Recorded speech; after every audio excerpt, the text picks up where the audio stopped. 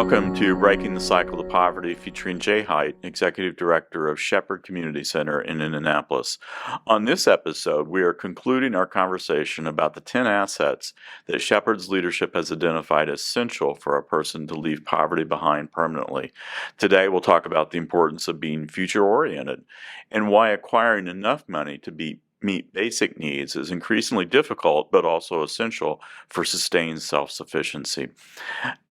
Jay, what does it mean for a person to be future-oriented, and why is it so important?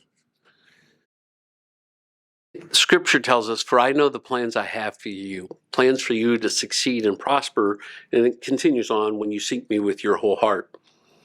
We have a whole generation of folks who do not believe they have any future. We have a generation who, if you were to interview them, would say, "I don't know anyone who's not dead or in prison." And they're this old. There's no way I'm going to live that old. I'll either be dead. In some of our staff are embedded in the local high schools, and they will talk about violence to say when it happens to me, not if it happens to me. And that transition means that I have no sense of the future. If we go back to the 80s, and it was just say no. Yes. You remember those campaigns. You don't do drugs because it could hurt you. Well, that doesn't work if you don't have a future orientation. Not to do these things or to have this high-risk lifestyle because it might injure me. Well, living might injure me, so it doesn't matter. Yeah. We have to help our students, we have to help our families understand that they do have a future, that they were created with a purpose. And so it breaks down, Tim, real simple. We sometimes have kids write their future. It's very telling. What do you want to be when you grow up? Something that probably you were asked many times. Sure. I was going to be a vet for the longest time. I wanted to be a veterinarian until I found out I was allergic to cats. And that probably took that out. But I had this idea. I loved animals. I love reading All Creatures Great and Small. That one. I love those books. And I couldn't be a vet, but I dreamt about it. And then I would read the Hardy Boys and was convinced I was going to be the next great detective. And, those places in our minds where we're able to explore what it looks like and what maybe the future for us is. Yes. I think it's one of the reasons why we have put such a great emphasis to reading, because reading can take you places that you couldn't go otherwise. We're now using a green screen to help kids do that, to help them see that they have these possibilities. And this is what it looks like if you were going to go there. We want kids to say, "I want to be an electrician." Great. What do we got to do between now to then to get you there? But it's possible. You could do that. For the kids who say, "I want to go to college," we want them to know that they fit in the seat of a college. And so we take them there, let them have seats there. We went on one college visit, and they gave those little labels you put on your backpacks with their name and the college name on the other side, and the kids were ecstatic. They thought that was the coolest thing. I remember when Luis came here and he showed up. He had got hired. He had been a student at Tech, and we got him working part-time, and then he got hired full-time, became a mechanic at O'Brien Toyota. And he showed up with his jacket, O'Brien Toyota, Luis. That's what gangs do. Gangs give you identity and a purpose and a future. And we've got to outwork the gangs. What are some of the common obstacles that keep a person from planning for the future, thinking about the future, doing the dreaming that you're talking about? Yeah, I think of one young man who been raised by a single parent, and that single parent was afraid that if he went off to college, he would leave this parent like everyone else had left him. So that sense of abandonment worked against it, and this individual signed up for college but never went, and began to continue the lifestyle that he had grown up in, which was not good. It wasn't positive. So sometimes the fear of adults.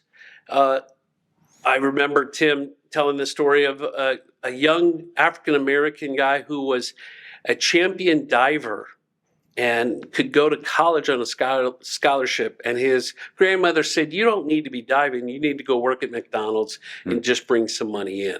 Yeah. So sometimes that fatalism can come from those adults in their lives. Sometimes the adults have given up on themselves. And we have to remind them they still have a purpose. And then if we can win the parents over, we can help them because they're the greatest influence to our kids. How critical is it for like basic needs to be met before a person can start thinking about the future? Well, if I'm hungry, I don't care Yes. too much about anything else. I mean, look at me. I haven't missed too many meals.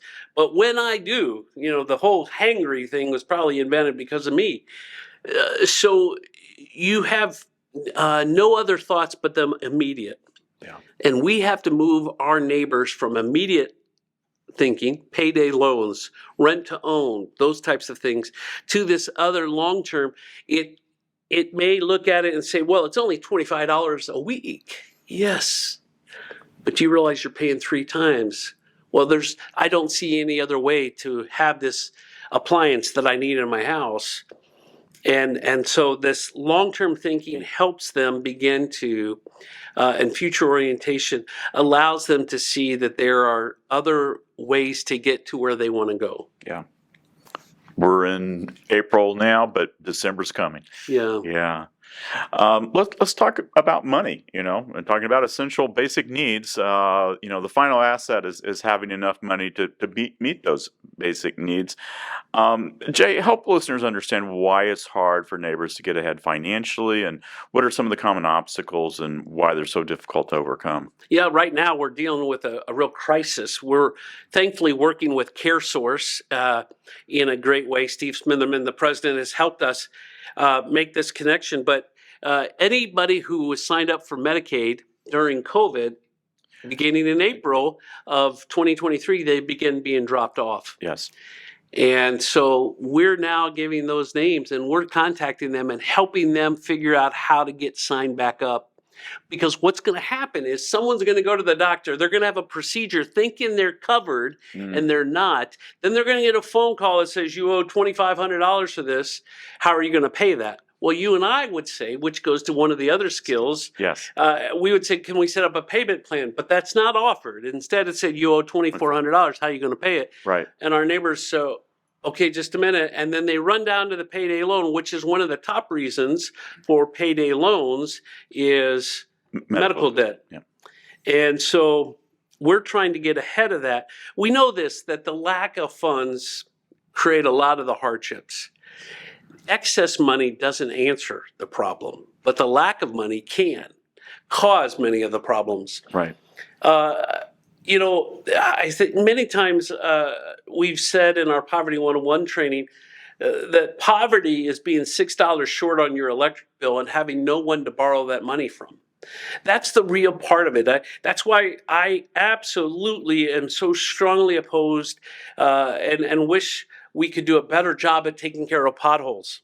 None of us like potholes, right? But you hit one, Tim, I hit one, and we go get the tire replaced. Yeah. But it's a tax on those in poverty who don't have the money to go get another tire. Yeah. And inflation and those prices have made things much more expensive. Jane and I, my wife, when we get to deliver food each week, one of the most precious items has been eggs because they're so expensive. So when you have a limited amount of money, extra cost are just too much. That tire that got blown because of a pothole, the student who needs something extra for school, and where are you going to come up with $12 extra? So many times that defines poverty. I've got to pay this bill. This medical bill came in and they want it all. And if you couple the inability to advocate and navigate for yourself with the lack of resources, it puts you into a spiral that many times leads to bad choices. And so we want to help you. It doesn't just solve the problem by me giving you money, but if I can help you pay and then begin to acquire the skills necessary so you don't have to come back, grow your capacity to reduce dependency. We've talked quite a bit in the past year about inflation, how it's affecting neighbors, putting a squeeze on their finances. So many things we take for granted. One of the things we talked about was the increase in the cost of doing laundry, and Shepherd responded to that. What are you seeing these days, more than a year after inflation has really hurt people? What are you seeing these days that's new? That's Well, now, as interest rates go up, a lot of folks are losing their cars because the payments have gone up. They were on variable rates. Yes. Same thing with houses. Yes. Variable rates were great when everything was low, but now they're not.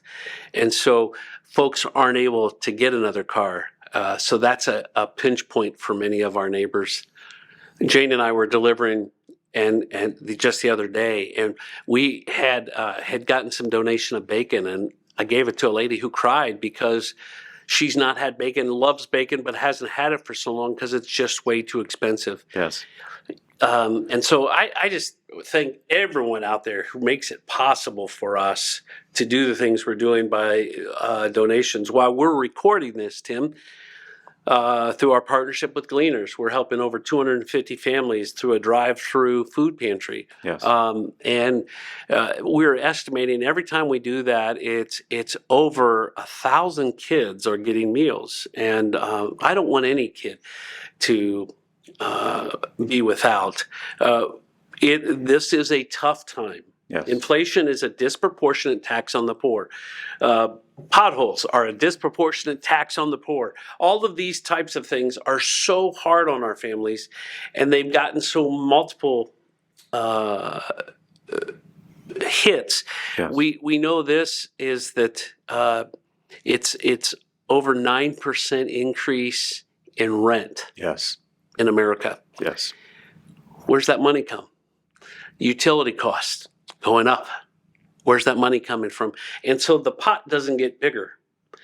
That's why we're committed to working through our Center for Working Families and that program to help not only help them pay their bills, but increase their income, increase their skills so they can get better jobs and move on from that ABC, A job, B, better job, C, career. We want to help move you along to a career where you can make a living wage. And to circle back just a little bit on our conversation, that the harder it is to meet those basic needs, the harder it is to plan for the future and be future oriented. Yeah, you're stuck in today because I got to make sure my kids are going to eat. And many times poverty is defined by I buy the 10-cent bag of ramen noodles because the 12 cents is just a little bit more. And so I can get another pack for each dollar I spend. Yes. Jay, as we wrap up our conversation over the last few months about the 10 assets, any final thoughts you want to share? I remind you, it's like that swinging bridge with the Indiana Jones movies, right? Yes. The 10 assets are the 10 planks. And if multiple are missing, there's no way to get across. And we want to move our families. We talk a lot about growing capacity to reduce dependency. We want to move you from poverty to a life of upward stability. Yes. Thank you, Jay. For 37 years, Shepherd Community has made a lasting difference in the lives of thousands and thousands of neighbors, and the Shepherd team couldn't do that without the support of donors, partners, and volunteers. To learn more about how you can help, please visit shepherdcommunity.org. Thank you for listening. Thanks.